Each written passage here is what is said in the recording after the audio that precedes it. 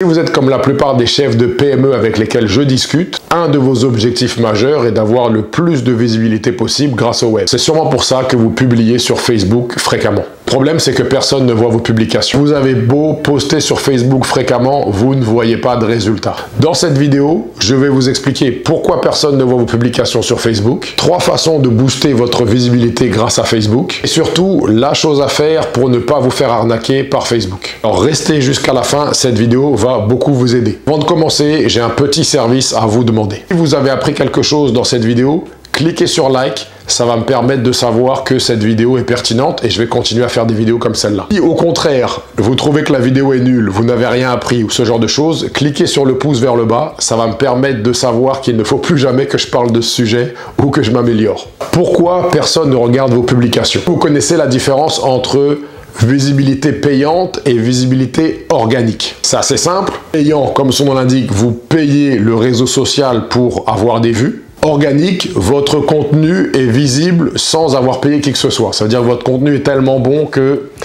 on va le mettre en avant. Votre gros problème, c'est que chaque année, Facebook fait baisser la part de visibilité organique sur son réseau. L'idée de Facebook est d'avoir une plus grande part de visibilité payante, ce qui, à mon avis, va pas manquer de faire plaisir à ses investisseurs.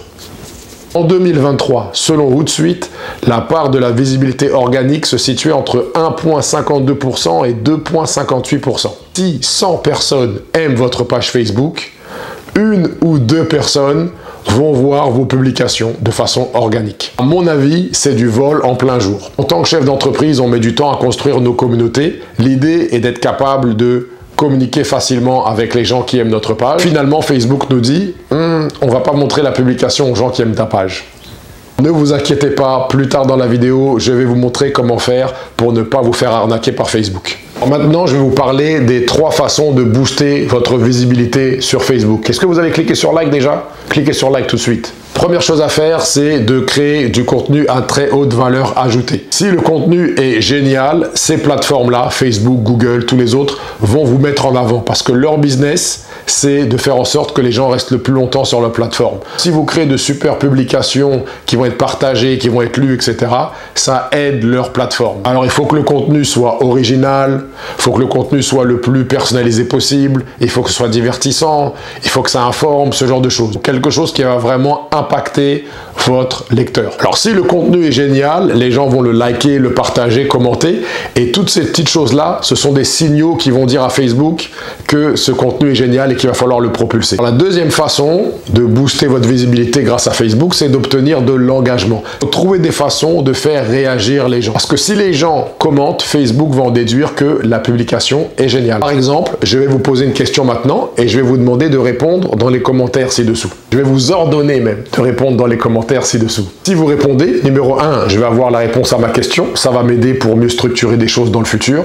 Et numéro 2, vous allez m'aider avec l'algorithme. Alors ici, on parle de YouTube, mais Facebook, c'est à peu près la même chose. Donc, voilà les questions. Numéro 1, combien de temps vous passez en moyenne par semaine à publier des choses sur Facebook? Est-ce que vous déléguez ça à une agence, à un pigiste, peu importe, ou est-ce que vous le faites vous-même à l'interne? Alors, est-ce que vous ne publiez absolument rien sur Facebook, vous n'avez pas le temps? J'aimerais bien savoir pour à peu près avoir une idée. C'est comme un mini-sondage en fait. Merci de répondre ci-dessous. Point numéro 3, comment ne pas se faire arnaquer par Facebook? Je ne sais pas si vous le saviez, mais tout ce qui se passe dans Facebook appartient à Facebook. Ça veut dire que si vous créez une communauté et qu'après vous la faites grandir, elle passe de 100 à 200, à 1000, à 3000, à 15 000, etc. Je vous donne un exemple. Nous, pour le moment, nous voulons 1000 abonnés sur notre chaîne YouTube. Tout ce qui se passe sur YouTube, sur Facebook ou ces autres réseaux sociaux ne vous appartient pas. Donc, si vous mettez de l'argent et du temps à construire ces communautés, vous construisez quelque chose qui ne vous appartient pas.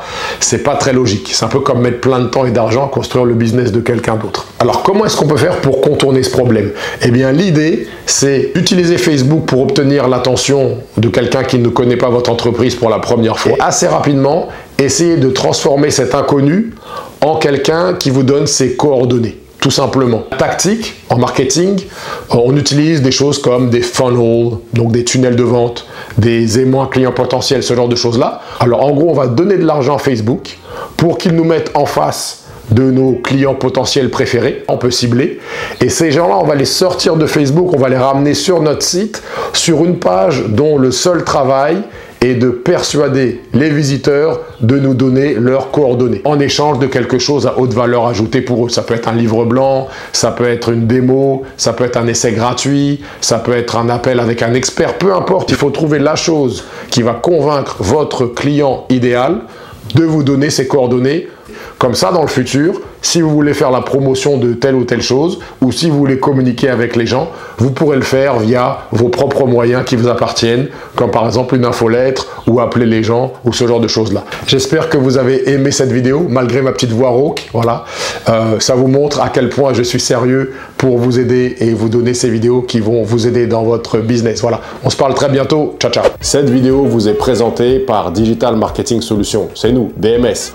On crée des sites web waouh pour les chefs de petites PME, très jolis, très faciles à gérer, rapides et assez abordables. En réalité, nos sites web sont entre 0 et 10 000 $, dépendamment de votre besoin, vos budgets, etc.